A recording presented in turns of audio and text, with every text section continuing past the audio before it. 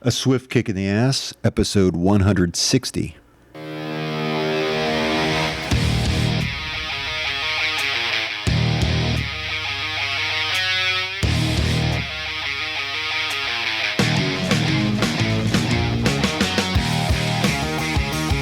Life is challenging and difficult.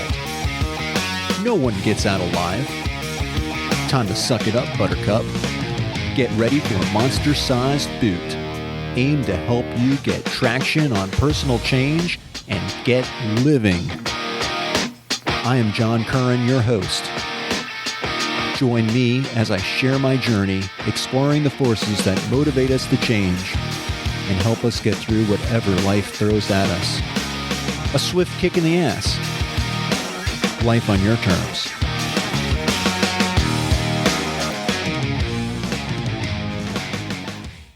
Welcome to another episode of A Swift Kick in the Ass. This is John Curran, your host. Today's episode, Find Your Inner Badass. You heard me. Find your inner badass. You are a badass. You just don't know it. And this episode is really going to be about exploring your story, about you being a badass, because that is what you are. So you might be thinking, what the hell is John talking about? I mean, he has just flipped his lid. He's gone a little bit too far. I'm not a badass. But that's what you're telling yourself, right? It's a narrative. And I saw something today on Facebook. And so what I saw on Facebook was this picture of this person kind of looking into the inside of a mask that they had taken off. And I guess that you could see a reflection in that mask or whatever. I'm not sure exactly what they were seeing, but very huddled up close right behind them are these demons. It's pretty freaking weird. But I'll put it on my site so you can see it. And I might actually put it I'll put it out there so you can see it. Anyhow, so you've got this picture of this person that is looking at this mask, the inside of this mask, and what it reads is it says, instead of fighting your inner demons, examine them with curiosity and learn why they are there. Offer them love and understanding each and every time they come to visit. So let me just say that again, because I think it's worth repeating. Instead of fighting your inner demons, examine them with curiosity and learn why they are there. Offer them love and understanding each and every time they come to visit. So think back, I think back about when Tommy was he was dying. He may have been already dead already. Whenever it was, I was going through that process of losing my friend. And that demon that I was facing was death. You know, I had to kind of face my own mortality when your oldest, dearest friend gets brain tumors and gets a terminal illness, and you know that his story was ending. Tommy knew that his story was ending, and that's why it was so important for him to live out his life as the best that he possibly could with the time that he had left. And that is what I have also walked away with from Tommy's death. Now, Tommy's story ended, but I have learned from that. And what I have learned is that my story is going to end too. And I'm going to do everything I possibly can to make the best out of the time that I have. Now, a good story captures your emotion, right? It's a good story. You read a good book, you watch a movie, you stream some video.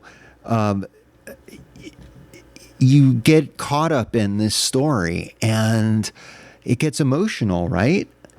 A great story is going to touch your deep in your soul. It's going to touch you in places that you might not even know exist, and touch emotions that you might not even know exist, and just pull things out.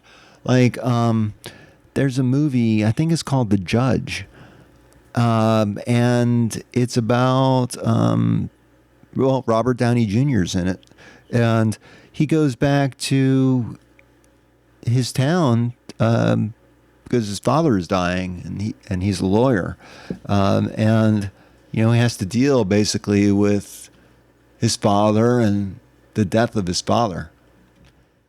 So I had lost my father at that time, I think, and man, it just I'm getting choked up just thinking about it.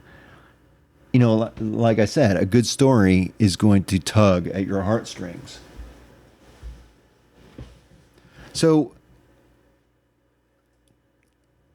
if a good story tugs at your heartstrings and can touch you in such great ways, and carries such emotions with it, doesn't it make sense that since your life is a story, that the emotions that you carry around with you in your day-to-day life really carry a lot more weight than you're probably giving them?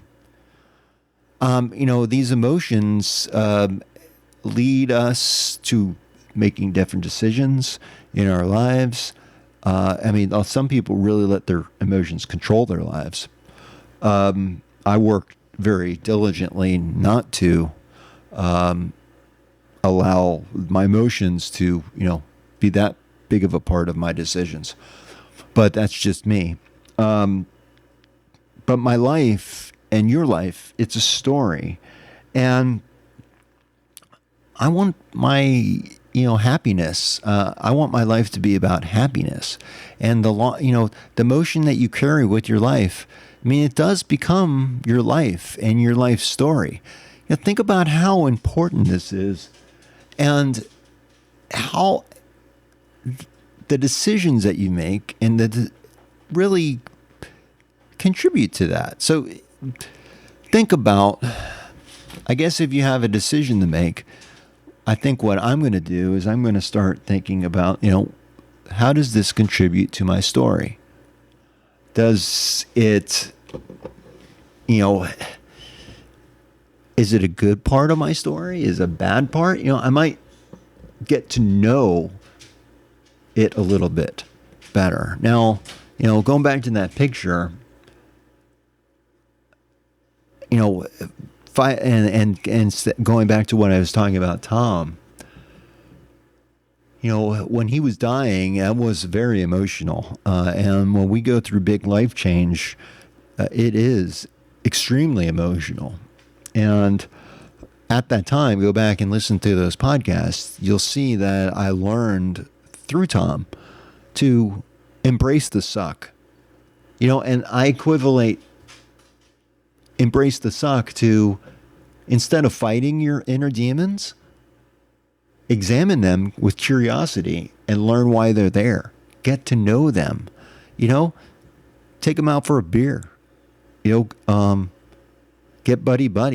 Get to know a little bit about them, and give them love and understanding.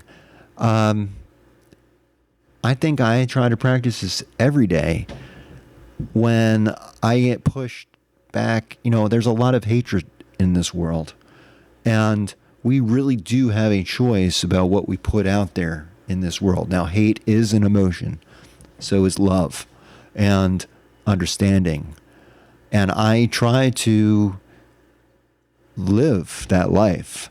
When I'm being pushed back, I try to put myself in other people's shoes, but I recognize that, I haven't walked that road. I have a difficult time when people tell me that, that's just the way it is. They can't think any differently. They can't change things. It's bull, because I know differently.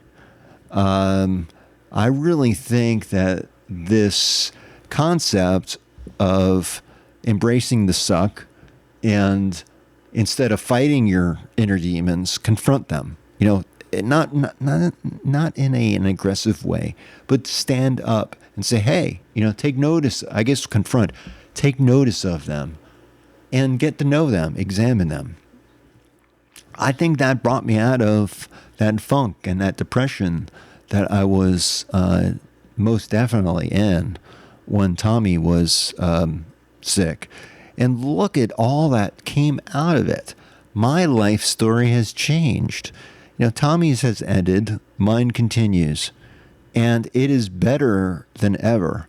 I've been working on a almost 60-year-old boat. I know I have an episode about it called, I think, The Boat, maybe. But, or Toys in the Driveway. Working on that project, taking a 60-year-old boat, fiberglass shell, and getting the motor in and getting all the wiring in and installing the fish finder and the radio and the ship to shore radio and fixing the deck, and installing the gas tanks, all these things I had never done before. That is now part of my story.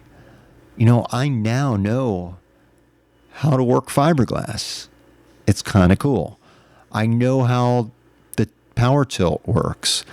Real quickly, this last Saturday I was working on my boat, pulled out this power tilt motor, which basically is an electric hydraulic pump that raises and lowers the propeller on the back of the boat. Mine was leaking, and I needed to take it off to figure out what was wrong, or to just replace it, because I can't have hydraulic fluid lift, all in the bilge. It's a fire hazard and it's bad for the fiberglass. So anyhow, I take it off. It's all the way in the back. Pull that out. It's in a very awkward place, and I tighten it up, and I mean, it actually looks really good, but there were some bolts that were loose. So I don't have to replace it. I just have to tighten it up and do some maintenance on it. I'm happy, right? I'm so excited about it. I go and I'm putting it in. It's only 2 bolts, but they're in really awkward place. I put the bolt in. It falls out, and it falls down into this place where I can see it, but I can't really get to it. And when I try to get to it, it drops even farther out of my way into a place right near where the starter is, which is basically, when you hit that key on your starter in your car, it pushes this gear out into something called a flywheel, and that's what turns the motor out. Well, if there's a big, heavy bolt in the way, you are going to screw up your motor. I could not have that, and I thought, I just started to freak out, honestly.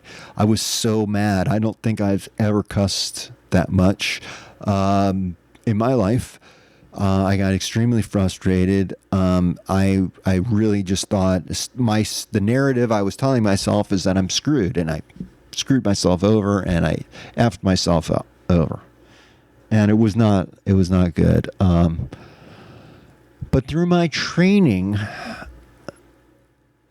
through meditation, training and practice, I was able to get through that. I was able to calm myself down, take deep breaths, know to take a break, to walk away from it for a few minutes, to really get out of the mindset that I'm this victim and, even I caused the problem.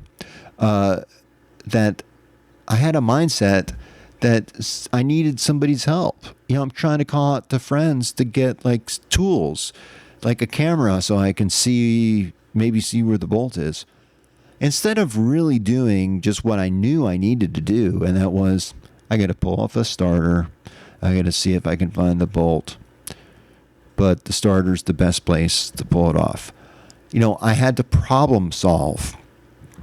And problem solving required me to have the attitude that no one is coming to rescue me. I can only save myself. And if I don't fix this, I don't have a boat. I'm screwed. I got to pull the motor out. I paid someone to put the motor in. I got to pull the motor out just to get a freaking bolt. As you could tell, I was mad. This is like last week. So that is part of my story, right? So much emotion with it. My training partner, Jason, who I had on a couple episodes back, he's a mechanic, and I tried to enlist his help, and he's like, man, I never heard you were frustrated. And he's like, hey, man, you got every right to be frustrated. Kids just came in from the rain. I had to stop. Take me off of my story for just a minute. But in any case, there's great emotion in our lives. Emotion that we're going to remember. I won't actually, within like 90 seconds, your emotions are going to pass most of the time. But when you get deeply involved with something like that, like a major screw up on something that you're working on, or something that you're deeply passionate about that's not going your way, that emotion can hang on to that story. So it's up to you to change that story and close that chapter, and turn another page and take it in another direction. That is totally up to you. And you're the main character in your story. You can dictate what that character does to a large degree. Now, you're going to be held responsible, accountable, and things. I'm not telling you to do bad things or good things. I'm not telling you to do anything in particular. I'm just trying to get you to think about how important your emotional health is to living a life on your terms. And I really do feel that it pulled me out of a funk that I was in. And I am so thankful that I embraced the suck and I confronted my demons, and I was able to pull myself out. Now, not everyone is able to do that. I had a whole team of professionals to help me. I did go on antidepressant for, I don't know, was it 3 months, 6 months? It was like a baby dose of Lexapro. And it did help me. But then I never saw that as a long-term solution, and for me, I didn't want it to be. I worked very hard at that. So it got me to where I am today. And, back when Tommy was sick and dying, I talked a lot about doing things. And I did do a lot of things. But some things were just nagging at me, and just a recurring demon, really. And that was one of my demons. And again, demons don't have to be a bad thing. It could be a challenge. It could just be this something gnawing at you, that you feel you must do. It doesn't have to be a bad thing. Mine was playing guitar. I've played musical instruments since middle school. I started playing saxophone in 6th grade, alto sax, tenor sax. Played bass guitar in high school. And trying to sell that bass, actually. It's on eBay right now. And it's a Gibson L9S. the Ripper. I hate to get rid of it, but I'm putting my kids through school, through college, and it's with the second one, I've learned not to take out student loans. I'm going to pay as you go. So I've got to do that. It's on eBay. It sucks. It's a swift kick in the ass, but again, this is just part of my story, and I'm willing to do anything for my kids. So that's a term that I have for myself. See how I'm I make these choices, and yeah, it sucks. I don't want to give up something that I've had since the 1980s. But it's worth some money now, and I don't really play it. And I think someone else will really appreciate it more. And I think it's time for me to let it go. My dad told me once, he says, don't get too attached to material things, to anything. Don't get too sentimental about material things, because they're material things. You can lose them. They break, they get stolen, or you sell them and you can use that money and use it for other things. I think that base is much better used paying for my daughter's education. So that's just one way that I, apply this in my own life. I do have some other things for you to think about, though. Because it is, like I said, it's important. Here's some quotes. I think I'm going to wrap this up, though, pretty soon. The stories we hear, the stories we tell, they shape the world around us. Now, it's unknown who said that. Maybe I should take it. My quote, I think, really here is that, a great story can touch our soul and capture our heart. And our life is a story. So doesn't it make sense that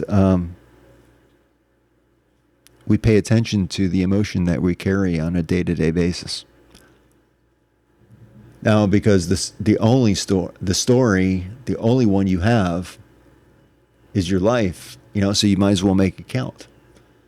And let's see, gosh, a lot of unknown quotes. The only way to tell your story is to live it.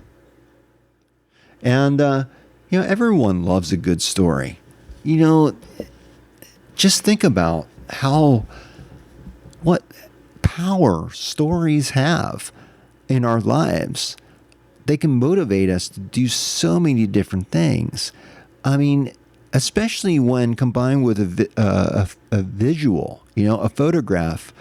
I look at, like a dog, like they have dogs, in the pounds, and my heart just melts, and I just want to pull out my wallet and donate to help them. I usually don't, because I don't have the money, but I want to, and my heart is there. If I could allow my emotions, that passion, if I had the money to back it up, I most absolutely would. And that's the freedom, I think, that this all gives you, is when you start tying your emotions into your plans, into the actions that you're taking to control your terms of your life. That's what this podcast is about. It's about getting you thinking about ways to make your life better. So I will ask a couple of philosophical questions and to wrap this up. So these are just really questions to ask yourself. And I can't answer them for you, but something to think about. What makes a story powerful? Everyone is different. Everyone has different tastes. Some people like horror flicks. Some people like science fiction. Some people want romance. There's nothing right or wrong about it. it's individual. It's unique to your own personality and your own character about what you like. And isn't life like that? You know, it's this story. It's this picture that you paint. It's this character that you create for yourself. We talk about on this show all the time, rock stars. Look at them, how they reinvent themselves. You know, David Bowie, Prince. It wasn't just fashion that they changed. There was musical style. Their life was taking them. Their passion for life was pushing them in different ways, and they were able to creatively express themselves and record that for all of us to enjoy. That's pretty freaking cool. I really envy that, and maybe that's why I started playing my guitar and buying recording equipment and been practicing every day. So I can just have that means of creative expression. Another way of creatively expressing myself, too, believe it or not, is through martial arts. It's a physical expression. And talking about emotions, you know, I think pain is an emotion. It's something you feel. And as I get older, I appreciate this more. You know, when you move, it can hurt, you know, as you get older. My hips, I've got old man hips, and I have to stretch every day to help myself, you know, stay limber and keep moving. Again, I had a team of professionals help me get to this point. Physical therapists, doctors, some cortisone shots, lots of training, lots of daily practice to get myself to this point. But I feel like I'm back. I mean, I've taken time. I've gotten some time back. I feel like I feel younger than ever. I feel like I have so much energy and less pain. The pain that I have had has changed, and now I know how to help it and to relieve it. But it is a constant battle and something I have to work at. And it's very powerful because I keep telling myself the story that, you know, this is going to help me as I get older. I'd rather experience it now and stay in better shape rather than get out of shape and then have to work myself back, because I was really in bad shape. This desk job that I have, it has me sitting a lot, and you know, my legs and my hips were weak. I had to strengthen them. But you know, again, this has also been part of my story for a while. If you're a listener of the podcast for any time, you'll know, you know, I've gone through nutritional challenges, you know, changed my diet, to find out what foods I was really, truly sensitive to, and made changes to my diet.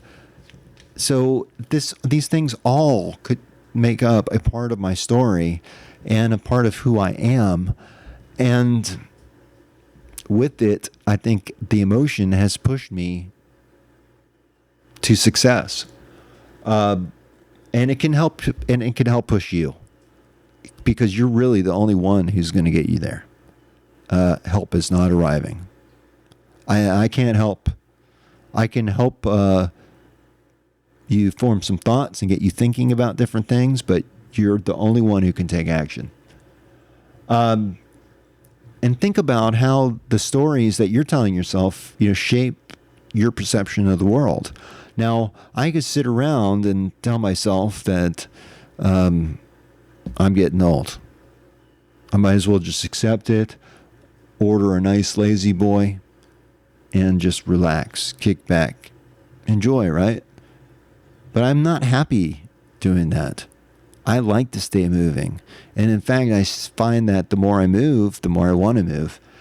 And I'm the type of person, I have to go out and experience life. I've been working on my boat, and I'm about ready to put it on the water, and I'm going out into Chesapeake Bay. Maybe do some fishing, but don't care if I catch any fish. I just want to be out there. I'm going to bring my son. I'm going to bring my friends.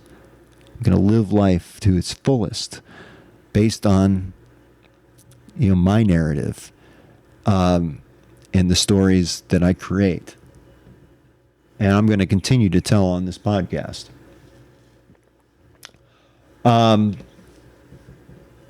So you can harness, I've mentioned several different ways that you can harness stories to capture the power of stories and work towards personal growth. I really hope that this has been helpful to you and that you can just become, the badass that you know that you are. Because I never thought of myself as a badass, but I have done some badass things, and I'm going to keep on doing badass things for as long as I possibly can. And that's how Tom left the world. He had that same attitude. He was a total badass. He faced death with not only grace, but he was fearless. He accepted his fate. He fought it as hard as he could, but he knew that he was never going to win. And he may have had a terminal illness, that stopped his life, but that situation faces us all. In the end, we can fight this all we want, but we're not going to win. We all are going to have an end date. So it really does matter how you spend your time.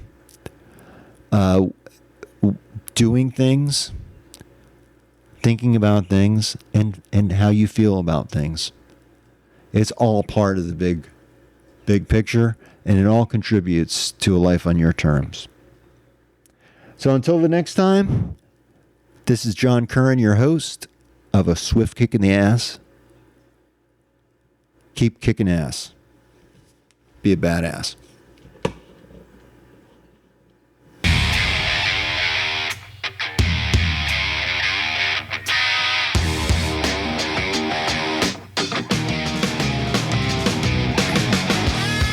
This marks the end of another episode of A Swift Kick in the Ass, placing it directly in the can.